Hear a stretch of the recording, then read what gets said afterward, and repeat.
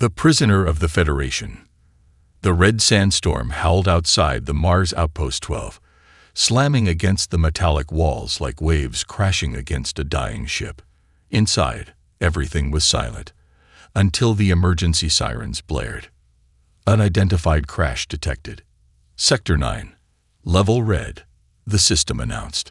Dr. Liam Carter froze in place. He had just finished examining plant samples from Earth when the alert hit. He rushed to the control room, heart pounding.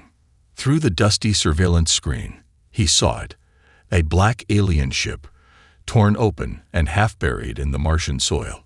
Smoke curled from its engine, and strange symbols glowed along its side. Only one life form had survived the crash. Within hours, Federation security teams arrived, armed with plasma rifles. The survivor was no ordinary alien. She was tall, covered in deep blue armor that moved like skin, with eyes that glowed silver. Her presence made even the most trained soldiers nervous. Her name was Xera. She was a member of the Virex Dominion, the most feared alien species in the galaxy. Their kind had destroyed entire human colonies in the past, and now one of them was captured. They locked her inside a transparent biochamber reinforced with force fields. 10 layers of security surrounded her. No one was allowed near, except for one person, Dr. Liam Carter. Why me? He had asked Commander Hill. You're the top xenobiologist. You study alien biology. We need to know what she is, what she wants, and why she's still alive. Liam didn't argue. He put on his biosuit and stepped into the observation room. Behind the glass, Xera stood completely still. Her hands were behind her back. Her face was calm. But her eyes followed Liam like a predator watching prey. He cleared his throat. I'm Dr. Liam Carter. I've been asked to study your condition. Do you understand me?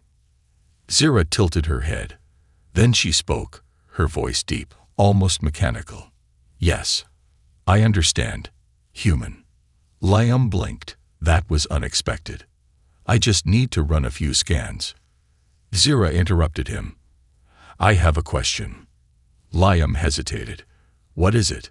She leaned closer to the glass. How do humans reproduce? Liam's face turned red. What? Why do you want to know that? I have studied your files, she said. Your species multiplies differently than mine. I wish to see it. Observe it. That's not how it works. Liam snapped. Reproduction isn't a show. It's private, emotional, personal. Xera looked at him without blinking. Then show me emotion. Show me what your kind calls love. Liam stepped back. Was she joking? Or was this part of some psychological trap? He turned to leave, but before he could, the chamber lights flickered. For a second, just a second, the force field dropped, and Xera was gone. Security breach. The system screamed. Liam froze, then spun around. But there she was, standing behind him. He stumbled backward, heart racing. Guards rushed in, guns raised. But Xera raised her hands and calmly walked back into her chamber. I wanted to see if I could leave, she said. Now I know. The doors sealed again. The force field returned. Liam stood in shock. She didn't escape because she couldn't. She didn't escape because she didn't want to. That night, Liam reviewed the data. Her biology was different from anything he had seen. Her blood cells could heal instantly. Her brain waves moved like flowing water, never still. But the scariest part, she was evolving. Fast. The next day, Liam returned to the lab. You could have killed me, he said quietly. I didn't. Why not? Xera looked at him with something close to curiosity. Because I need you. You will teach me. You will show me everything. Liam didn't know what was more terrifying. The idea that she could destroy him at any moment, or the fact that she didn't want to. Not yet. Her strange curiosity. The Martian sun rose slowly, casting a deep orange glow across Outpost 12. Inside the underground facility, everything was quiet, except inside Lab X7, where the most dangerous alien in the galaxy sat cross-legged, staring at a photo. It was a photo of Dr. Liam Carter and his younger sister, laughing, holding ice cream cones, sitting on a bench under a tree. Zira studied it with great focus. Her silver eyes moved over every detail, every color. She didn't blink. Dr. Carter entered the room carrying a tablet.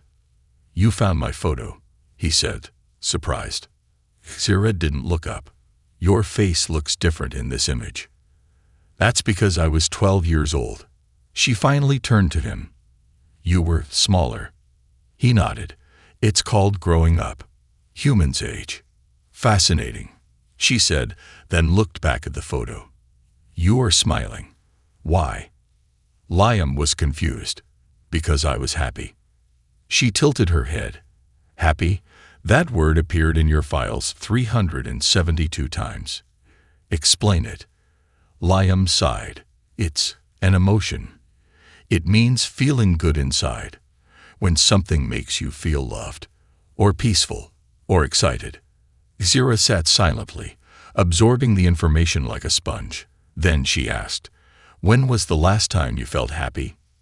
That question hit Liam unexpectedly. He thought for a moment, then answered, "Maybe years ago, before the war." Zira's silver eyes dimmed. "War removes emotions. On my planet, we are born only to fight. We do not smile. We do not laugh. We do not feel." Liam stared at her. "Then why are you so interested in feelings?" She slowly stood up. "Because I want to understand what makes your kind different. Weak, but powerful. Soft, but able to win wars. I want to learn how you love." Liam took a cautious step forward. "But why? What do you plan to do with that knowledge?" Zira's voice was calm, but cold. "If I understand your heart, I can control your species." Liam froze. Her answer sent a chill down his spine. Was this her plan all along? But then she added something quietly. "Or maybe I can change mine." Over the next few days, Zira requested more materials, books, music, films, and even a teddy bear from Earth. She asked hundreds of questions. What is a mother? Why do humans sing? What does a kiss mean? How does it feel when someone breaks your heart? Liam answered as best as he could. Each answer led to another question. It was like teaching a child who had never felt anything before. One day, she asked to see a rose. Liam had one, pressed between glass in his old notebook. He showed it to her. She stared at it for a long time. "It is beautiful," she whispered, "but it has thorns." "Yes," Liam replied. "That's what makes it real." She touched the glass. Like humans, beautiful, but dangerous. Later that evening, Liam reviewed her neural scans. Something strange was happening. Her brain was changing. Areas related to logic were dimming, while emotional centers were growing stronger. This wasn't just learning. She was transforming. And yet, Federation officials were growing impatient. Commander Hill called Liam into a private meeting. "She's too dangerous," Hill said. "You've had 5 days. We need results." "I need more time," Liam argued. "She's learning fast. She's not the same creature we captured." "She's an enemy," Hill snapped. "We're voting tomorrow. If she's not useful, she'll be removed." Liam's stomach sank. Back in the lab, he found Xira sitting on the floor, listening to an old Earth song through a speaker. It was a gentle piano tune. She looked up at him and asked, "Is this what humans call sadness?" "Yes," he replied. "I like it," she said softly. Liam sat across from her. "You're different now. You're changing." "I am becoming human?" she asked. He didn't answer. Then she leaned in and whispered, "If your people decide to destroy me, will you stop them?" Liam's breath caught. "I don't know," he admitted. Xira looked down. "Then show me something." Something that can change their minds. He frowned. Like what? She pointed to the same photo from earlier. That. Show me what that feels like. You mean family? No, she said. Joy. The next morning, something unbelievable happened. During a routine scan, Syrah's heart rate increased at the sound of laughter from a passing technician. She looked confused, then smiled. A real, genuine smile. It shocked Liam. He ran the data 3 times. No Virex had ever smiled in the history of the galaxy. And now, one did. He went to see her. Why did you smile? He asked. I don't know, she said, but when I heard that sound, my chest felt warm. Like fire, but not painful. Liam felt hope rising in his chest. Maybe, just maybe, there was a way to save her. But outside the lab, guards were already gathering. The vote had passed. The Federation was ready to eliminate her.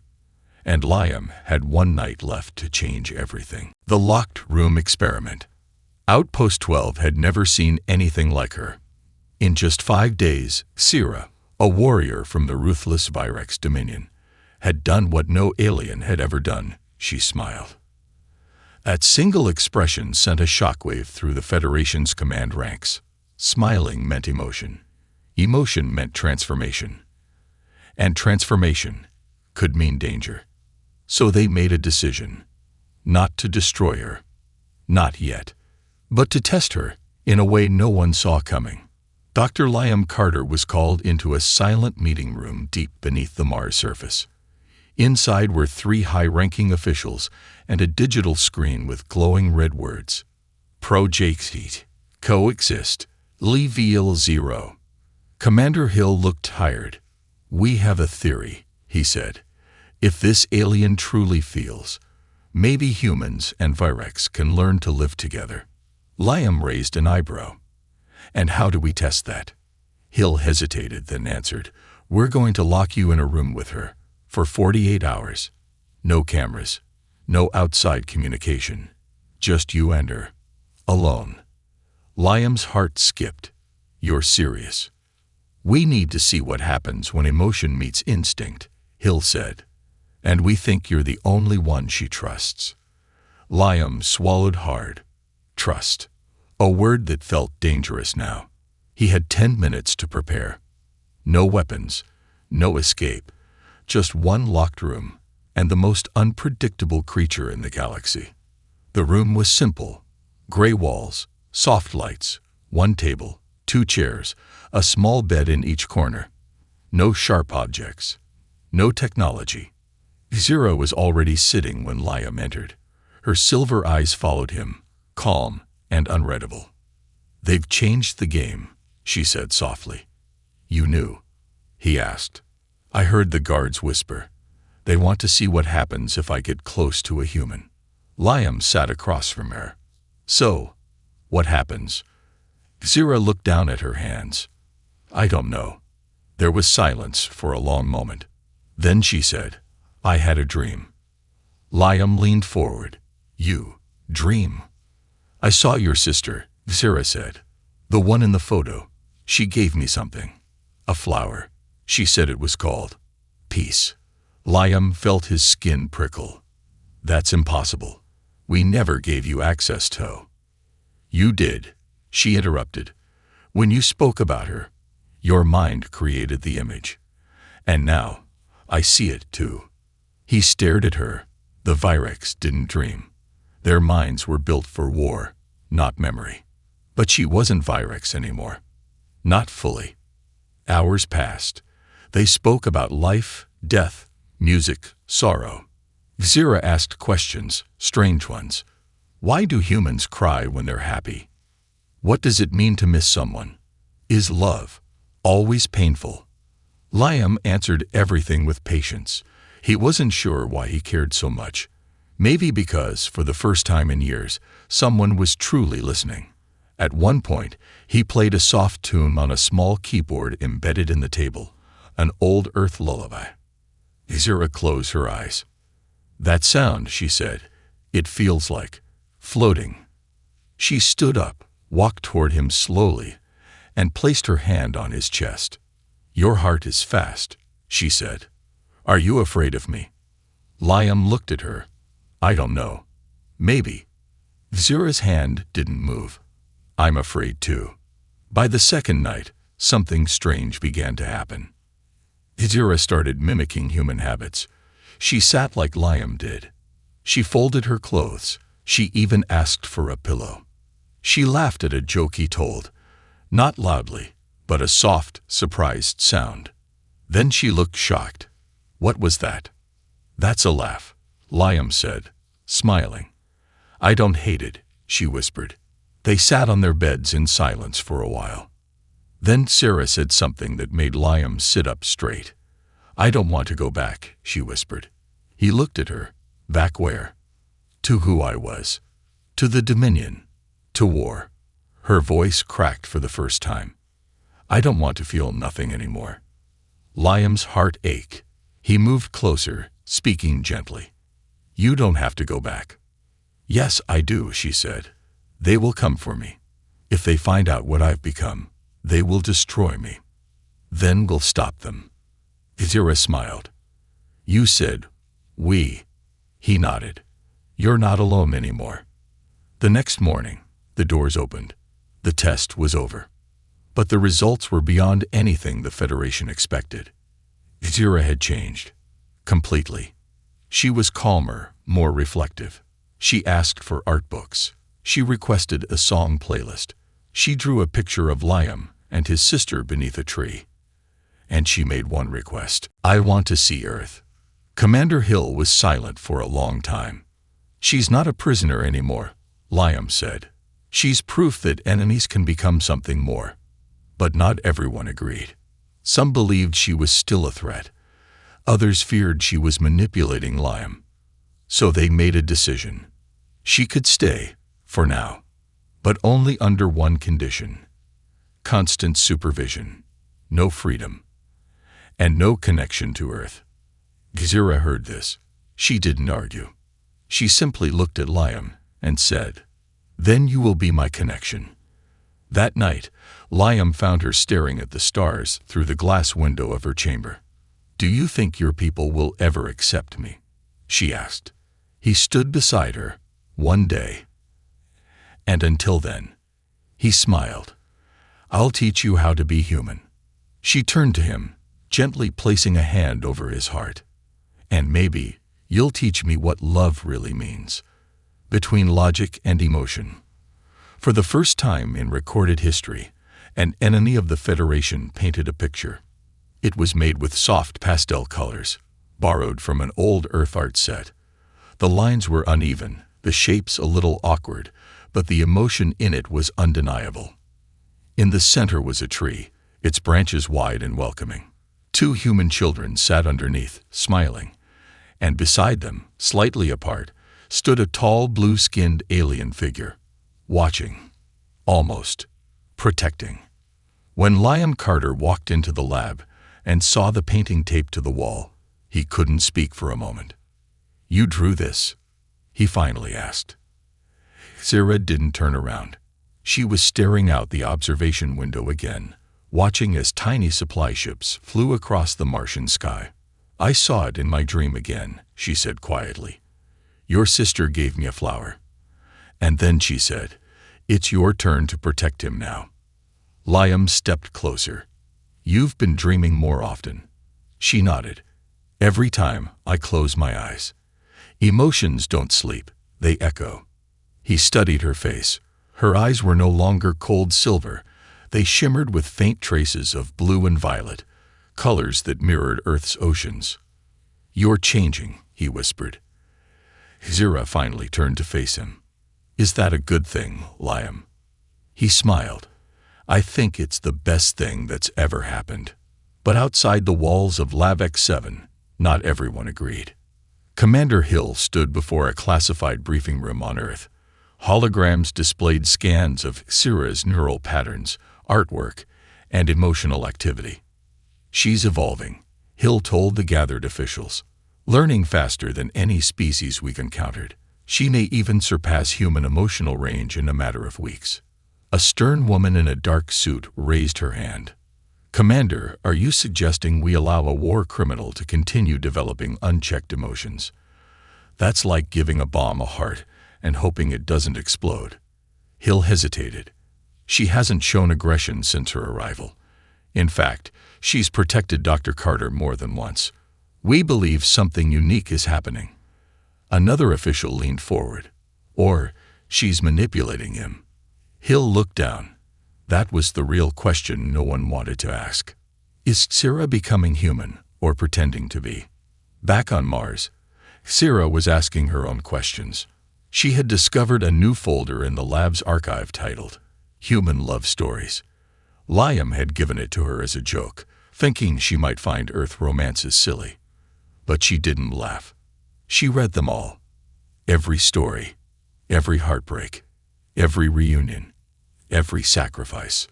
Why do humans suffer so much? For love, she asked one night. Liam sat beside her, unsure how to answer. Because love is the only thing worth suffering for. Syrah nodded slowly. That's what I don't understand. Your kind would rather die than be alone. Liam looked at her. Wouldn't you? Syrah didn't reply. But something flickered in her eyes. Something not quite sadness. Not quite fear. Maybe both. The next morning, she refused to eat. When Liam asked why, she replied, "The food has no taste." "You used to eat without complaining," he said. "I didn't have feelings then," she said.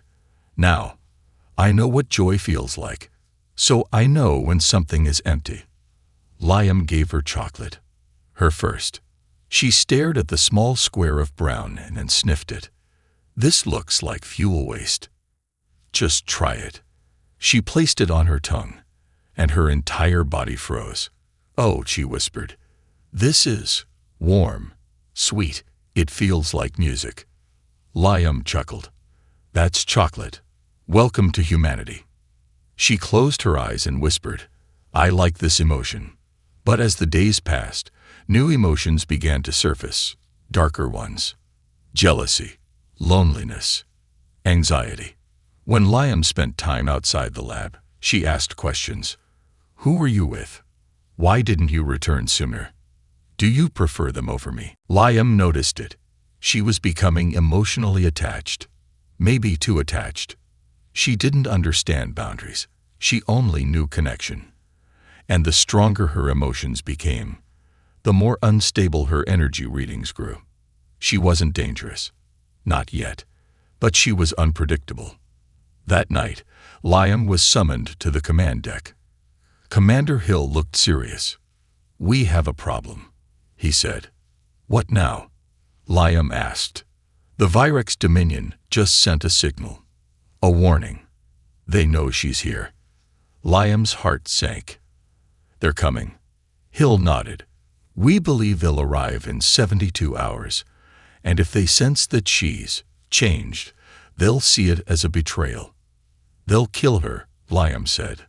"Or worse, they'll use her to find out how we changed her. They might weaponize emotion." Liam looked away. "She's not a weapon," he said quietly. "She's a person now." Hill stared at him. "Then you'd better help her choose a side, Doctor. Logic or emotion? Federation or Dominion? War or peace?" Back in the lab, Liam found Syrah standing at the painting again. She turned as he entered, sensing the tension in his steps. "They're coming for you," he said. She didn't flinch. "I know. You have to decide," he said. "Who you are, who you want to be." Syrah walked to him and placed a hand on his chest again. "This heart, it feels like mine now, but I'm afraid." "Of what?" he whispered. "That I'll choose love and still lose." Liam took her hand gently. "Love always involves risk, but it's better than feeling nothing at all." Syrah nodded. Then she said the words Liam never thought he'd hear. "Then teach me how to fight, not with weapons, but with hope." The Great Escape Plan. The sky above Mars turned black before anyone noticed. It wasn't a natural storm. It wasn't a failure in the outpost's power grid. It was a ship, A massive Virex war cruiser, 3 miles wide, hovered silently above the planet like a shadow swallowing the stars. It had no markings, no signal, but its presence alone made every Federation officer freeze. They had come for Xera. Inside Lab X7, alarms began to scream. The walls vibrated. Dust fell from the ceiling. Dr. Liam Carter stumbled through the hallway, pushing past security officers who shouted into comms and dragged civilians toward bunkers. He reached the lab and slammed his hand on the security panel. The door opened, and inside, Xera was already standing, calm, centered, glowing faintly with blue light. "They've come for me," she said, not turning around. Liam shut the door behind him. "Yes, and the Federation's preparing to hand you over." Xera blinked slowly. "Of course they are. To them, I'm a bomb with a heartbeat." Liam walked to her. "We have to leave. Now." Her eyes narrowed. "Leave where?" "The ship above us holds thousands of Virex soldiers. You have no weapons, no escape plan." Liam reached into his coat and pulled out a small chip. "I do now." Xera took it, scanned it, and raised an eyebrow. "You're smarter than I thought," she said. "This is a cloaked access card for the old cargo tunnels under the facility." "I found it in Commander Hill's forgotten database," Liam replied. He never deleted the backup entry logs. Xera gave a small, almost amused smile. "You risked everything for me." Liam's voice dropped. "I'm not just trying to save you. I'm trying to save what you've become." She looked at him for a long moment, then finally nodded. "Then let's run." The escape started beneath the lab. The old tunnels hadn't been used in years. Dust filled the air, pipes leaked steam, and rats, Earth rats genetically modified to survive Mars, scurried into the darkness. Liam led the way, flashlight in hand. Xera followed, her blue skin faintly glowing in the dark. "Are you afraid?" he asked, breathing hard. "No," she said, "but I am nervous." "That's kind of the same thing." "Not to me," she said. "Fear is weakness. Nervousness is new." Liam smiled despite the situation. Welcome to being human. Back on the surface, the Federation leaders had made their choice. They sent a signal to the Virex ship. "We are ready to transfer the subject." But when soldiers entered Lab X7, they found it empty. Xera was gone. Commander Hill slammed his fist into the console. "Seal every exit. If they make it to the outer zones, we'll lose them." But it was already too late. Liam and Xera were deep underground, headed toward the one place no one would expect. The old terraforming dock, abandoned since the first Mars storms damaged it a decade ago. But Liam knew something others didn't. There was still one operational scout pod in Dock 13, hidden under a collapsed platform. It had just enough power to get them into low orbit. Xera stopped as they reached the door. "You're sure about this?" she asked. "No," Liam admitted. "But sometimes love means doing the stupid thing anyway." Xera stared at him. "Love," she whispered. "Is that what this is?" He didn't answer. Because suddenly, the metal door exploded. Federation drones swarmed into the tunnel, red lights blinking, weapons raised. "Go!" Liam shouted, pushing Xera toward the pod as laser fire lit up the walls. She dove inside, activated the shield, and reached out for him. But he was still outside. A drone fired. Liam dropped. Xera screamed, a sound that echoed through the chamber like thunder. But when she reached him, he was alive. Just hurt. The shot had grazed his shoulder. "I can't leave you," she said, her voice shaking. "You have to," he groaned. "They'll destroy you if you don't go now." Xera looked at the pod, then back at him, and she made a choice. She picked him up, with strength that came from something more than muscle, and carried him into the pod. "I won't leave you behind," she said, "not when I've finally found something to protect." The pod launched with a burst of flame. Inside, alarms blared. Power levels were unstable, oxygen low. But outside the viewport, Mars grew smaller, and orbit came closer. Xira strapped Liam into a seat and pressed her hand to a glowing panel. "We have one chance," she said. "If I reroute power from my own energy core, we can jump into cloaked orbit near Saturn's rings.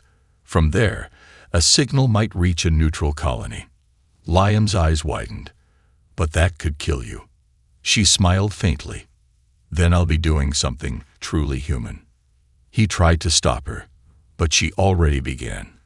Blue light spread from her chest into the console. Her body trembled. Her skin dimmed, but the ship's systems roared to life. They jumped. Stars blurred. Everything turned white. When Liam opened his eyes, they were drifting in calm space. Saturn glowed in the distance. He looked beside him. Xira was unconscious, pale, barely breathing. "No," he whispered. "You did this for me." He touched her hand. It was still warm. And then, just barely, her fingers moved. She opened her eyes slowly. "You're alive," he said. She smiled, weakly.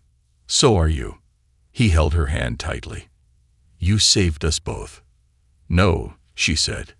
"You saved me, first." And then, for the first time in the history of Earth and Virex, two enemies sat in peace, orbiting the stars.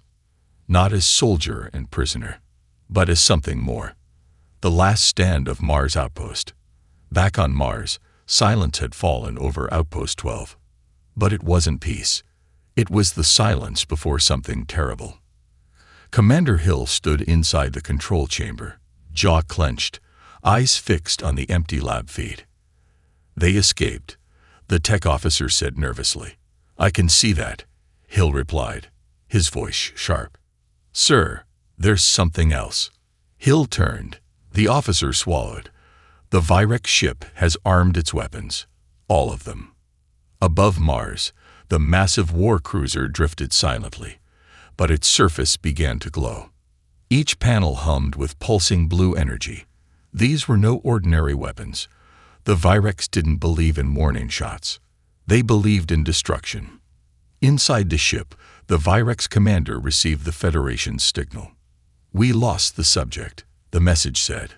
"We're tracking her. Don't attack." But the Virex didn't respond. They had already made their decision. The betrayal was clear. One of their own had gone rogue. And worse, she had felt. The Virex couldn't allow that. So, they charged their primary weapon. Target: Mars Outpost 12. Liam Carter stared out the viewport of the tiny scout pod. Saturn glowed in the distance, peaceful and distant.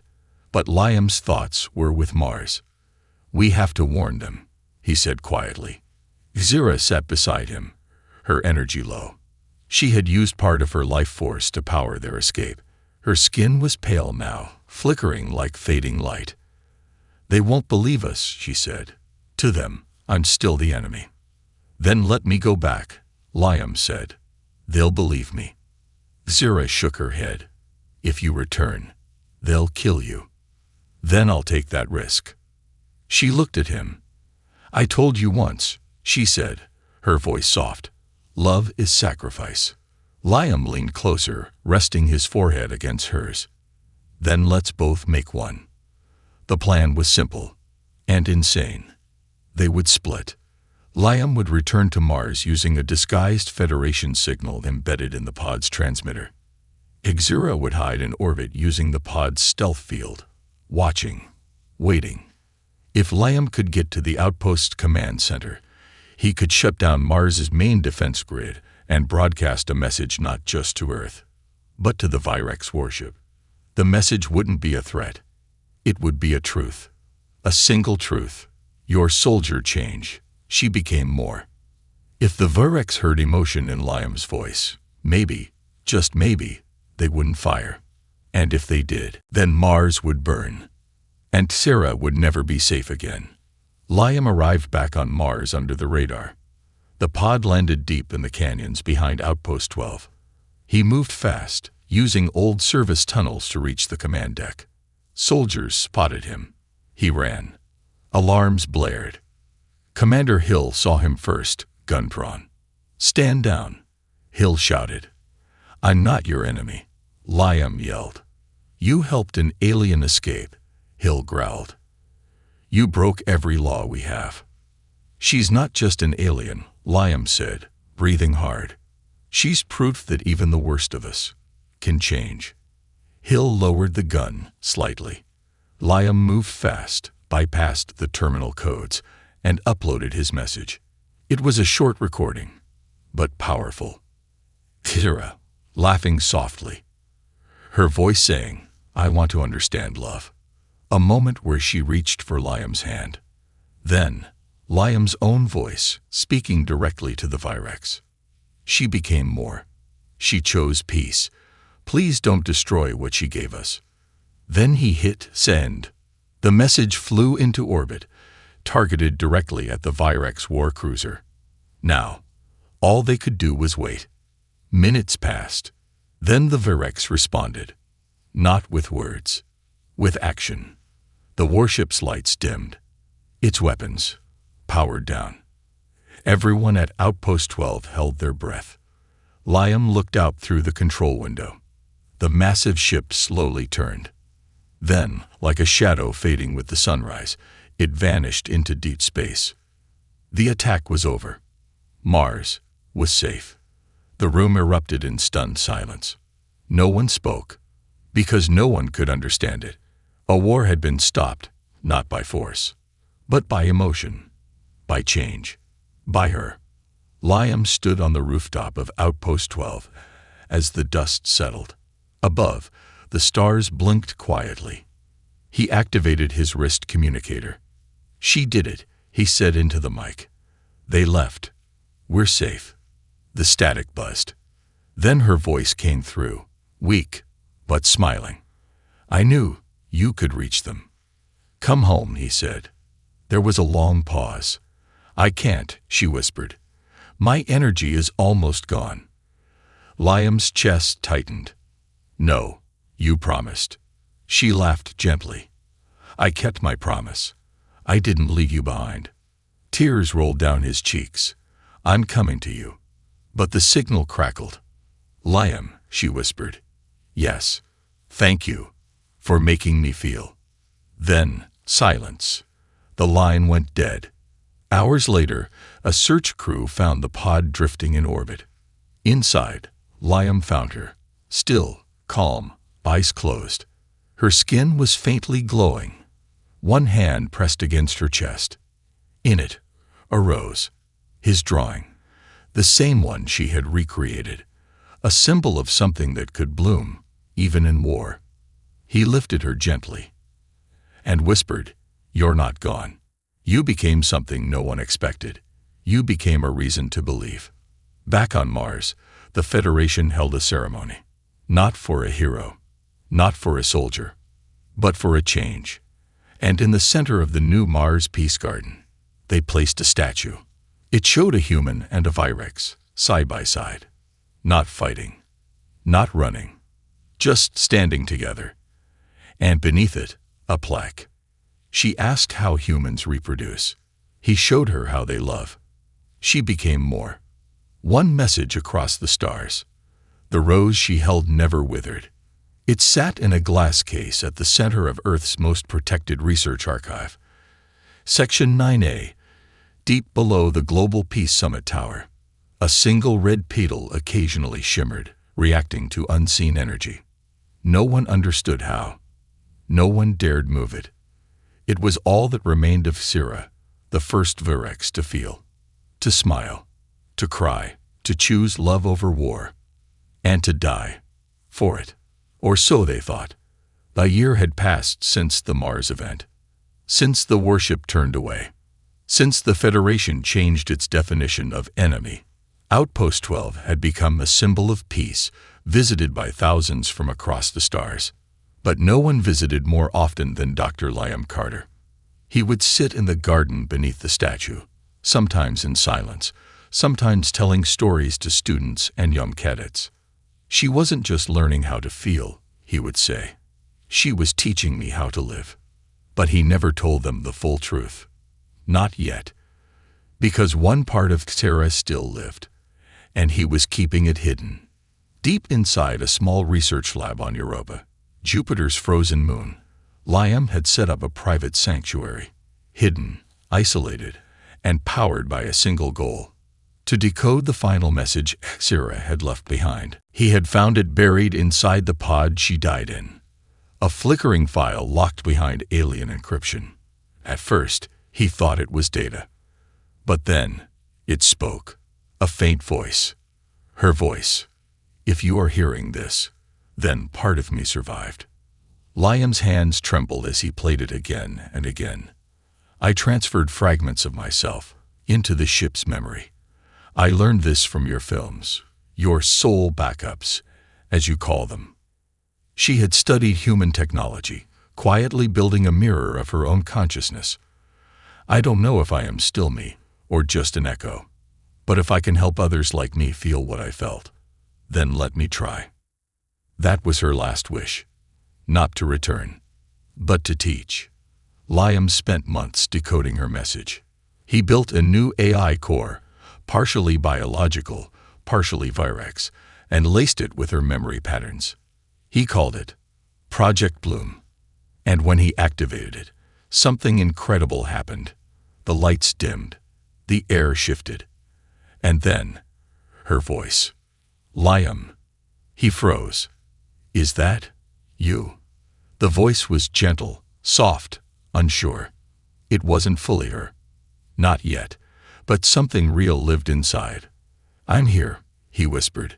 We're not finished yet. The news broke a month later. XERA LIVs. In COD. People around the galaxy tuned in to see the presentation. A virtual projection of Sarah, calm, glowing, thoughtful, stood beside Liam as he spoke. This is not an AI copy. This is a memory, a learning being, a new bridge between species. Some feared it, others cheered. But what no one expected was the response from the Virex. For the first time in history, they sent an official message, not of war, but of invitation. Bring her to us, the message read. Let us hear what she became.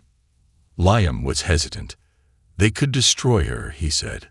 But Sarah's projection turned to him and smiled. Or they could evolve. The journey to the Virex system took 29 days. Liam traveled with a team of ambassadors, peacekeepers, and technicians. But at night, he would sit alone with the Sarah projection, updating her files, teaching her more. Do you remember music? He asked one night. I remember the song you played in the locked room, she replied. He smiled. Do you remember what it felt like? I remember. Peace, warmth, a reason to stay. Liam looked at her, his voice low. I never told you something. That day when you gave up your energy to save me, I knew I loved you. Her projection flickered, then steadied. I knew too.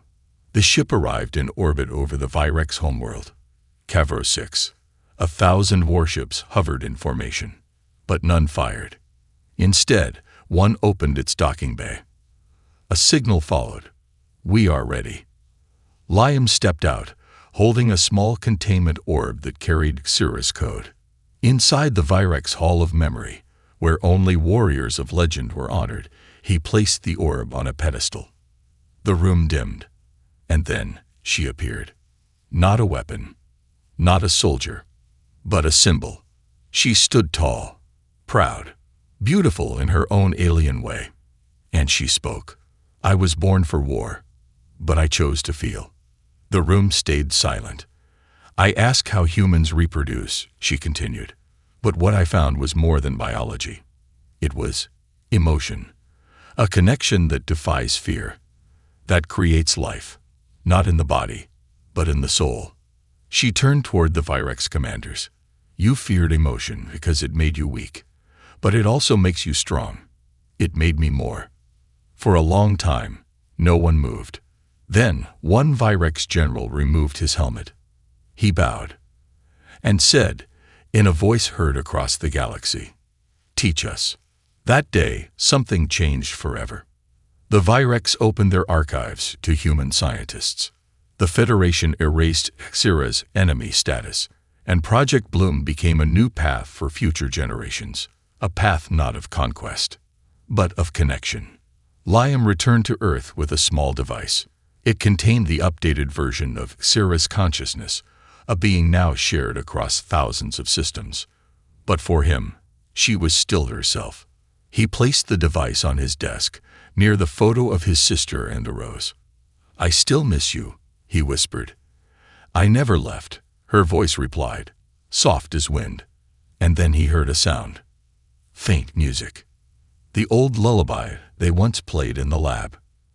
Xera's voice hummed with it, gently. And Liam smiled. Because sometimes, the most dangerous question isn't how life begins. It's what it becomes when it chooses love.